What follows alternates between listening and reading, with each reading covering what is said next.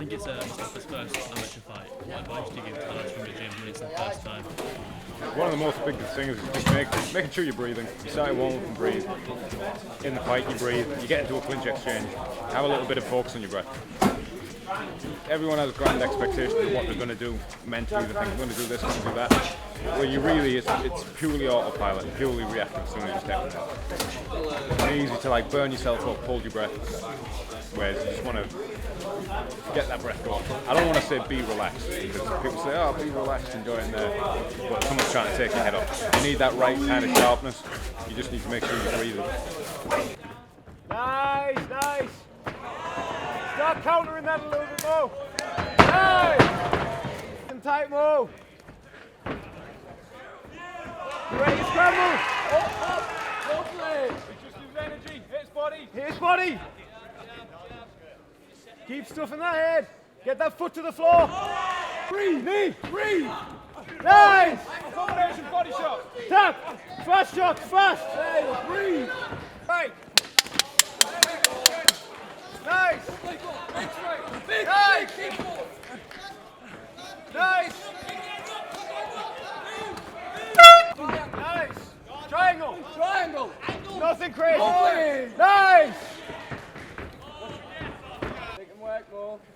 Nice, counter wrestler, attack, you attack now. Keep hitting, Mo. Hey, doesn't want to do. Right hands, come on. Take it further out, take it higher up. Bigger shots, Mo, big power. More power, hips. Hey! Come on. Woo! It was good fight. I thought I'm gonna wrestle him. He talked me down 2 times, but he couldn't control me on the ground. And then I stand up and I listened to my coach. They said take him down. I talk him down and I finish him on the ground and pound. Yeah. It was a good fight. I thought it's gonna be harder, but it was easy because I trained so hard for this fight. You were punching him for a while on the ground. Yeah. Were you waiting for the ref to? No, I was punching him, but the punch wasn't to his face clearly. I was looking for the moment to punch him clearly, and then I put his hand under my knee, and then I start punching him in his face, and then the referee stopped him. I wasn't really make it big damage, but I was keep punching him. He was dizzy. Okay, MFA's a problem, lad. We're just built different, lad. We don't care, lad. Mike, get your ass high. Over halfway. Ass high, Maddie. Back.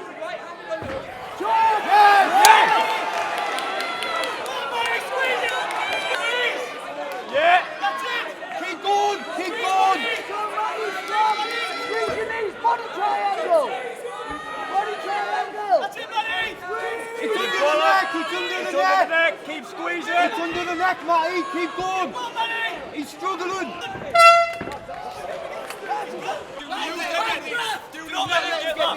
Get up now. We need top now, Maddie. Matty, we need. Out the back door. Yes! Right. Hold top. Hold. Get on top. Jump over. Other side. Jump over the other side. Over the other side, Over Matty. the other side. Yeah. Right, and down. Shoulder. Yeah. 20.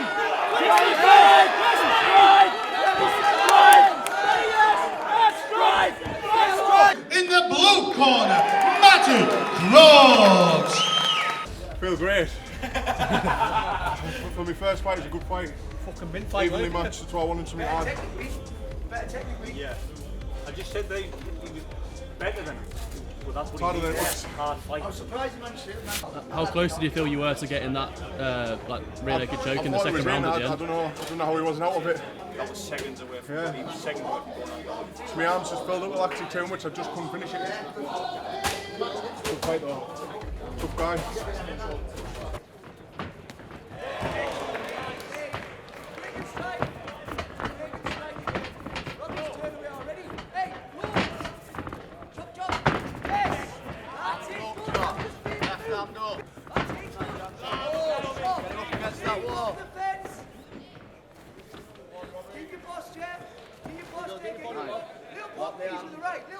Left knee in the centre. And then get your left knee in the centre. Aye. Lock the hand. Breathe here now. Breathe. Lock the hand. Stop fighting.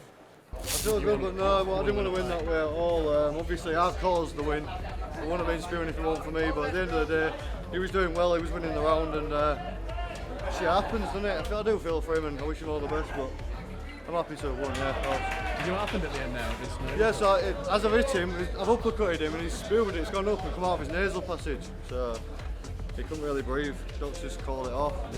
Yeah, well, I'm second to last fight, so I've got Josh Orman, who's just fought now, got doctor stoppage, and we've got Rob Corker fighting, who's on in 6 fights' time, mate. Yeah. What do you find the build up to the fight like? You quite nervous before the fight? You just sort of just chill? Don't really, to be fair, mate, everyone gets nervous before a fight, but I don't really kick in until you walk out, but fight or flight, and once you get in there, it's do or die situation, so it's just about maintaining, just being around the lads, keeping a good energy about it, you know, and get in, get the job done. What's special about the promotion? Oh wow, what isn't special about the promotion? I think other than, say, FCC, who are doing a fantastic job, I think Almighty is like undeniably at the top of the tree when it comes to amateur shows, and obviously we push the envelope a little bit when it comes to getting some decent pros on as well.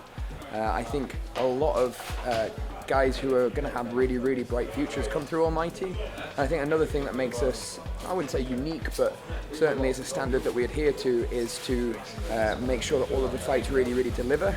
And that is really thanks to Ray Thompson. So this is like the 30th show, and I've been on board for 3 of those shows. But Ray himself is Mr. Almighty, and it's thanks to Ray's effort, it's thanks to Ray's passion, it's thanks to Ray's own set of standards. I mean, he's not everybody's biggest fan, and he's not the biggest fan. He's not.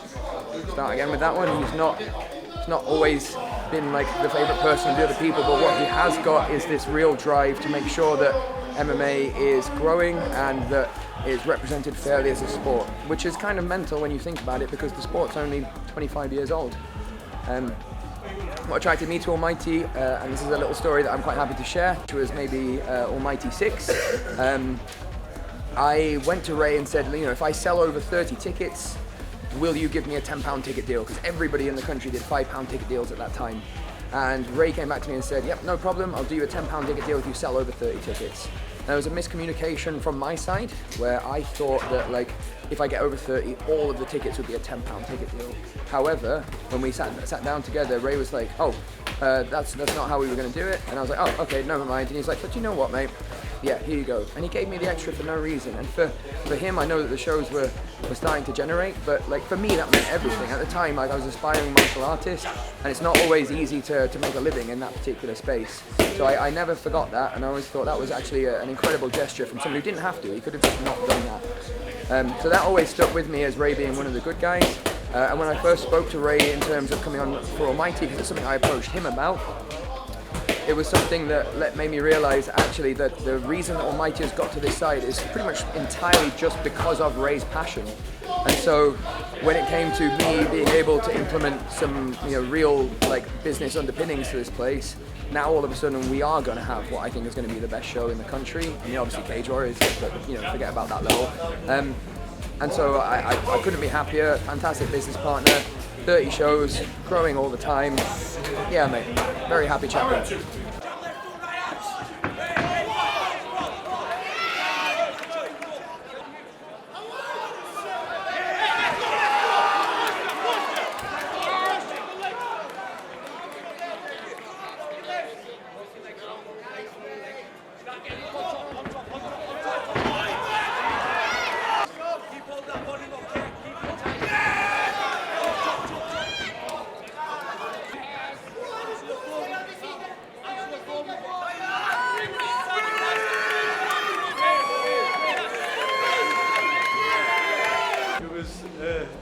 Tough fight, and then it was a little scramble.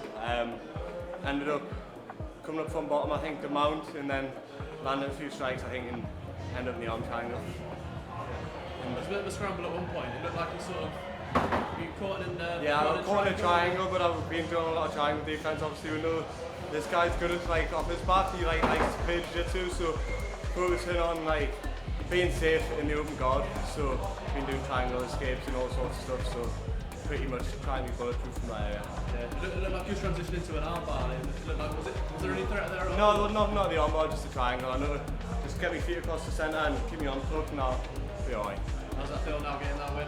Good, amazing. I'm just still need to go and say hello to everyone and then get on the BS.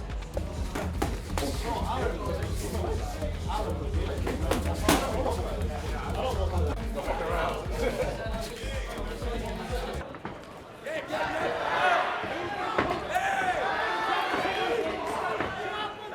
give the first round to the other lad, and then we went in and we just like basically said to him, you need to up the pace, like stop giving him chance to settle and like get comfortable. So I just said like make him uncomfortable from the get-go. Second round, second and third round, he just took it. I'd say both rounds he just dominated it from the get-go.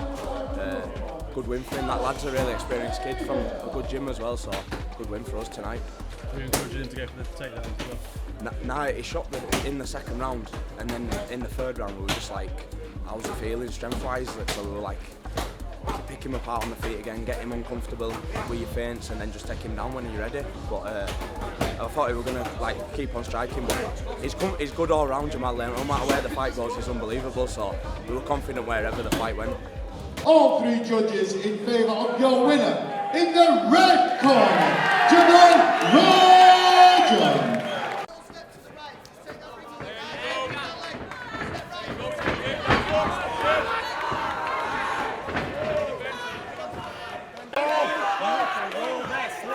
I think he's underneath. Palm to palm. And that's a huge win. First round finish over a great tough opponent. Could you walk us through how you got it? Yeah, he comes from a good team in Manchester, so I had to be ready, whether it's on the bottom or on the feet. So I went for like a, he threw like a right hand and went under it, duck it. He spot nice, and then I kind of set out and then took his back. And then he was good defending, he kept posturing up, so I just had to put a bit more pressure in, and then I just took the back and then finish it. Looked like there was a bit of a fight for the rear naked choke there at the end. Yeah, it was. He was defending well, so I didn't want to rush in and then just burn my arms out. So I just kind of changed my hands, so I didn't just like stay one dimensional with my hands. I had to keep switching, and then I punched him a bit, and then I snuck my hands in and got the rear naked choke. Was that the game plan to take him down? The game plan was just to fight, just to mix it up. It's an MMA fight, so my plan just to mix it up and see what happens, and then that's what happened. So no really game plan, but it just happened during the fight. Yeah. Almighty amateur title now. Yeah. What's next for you? That was my sixth amateur fight was for an Almighty as well. I had a draw against Sheldon Ryan, who was a good opponent. So I wanted to fight an Almighty again. I got the chance to fight for a title, so it was a good chance. And it's my second amateur title as well, so hopefully more titles now as well.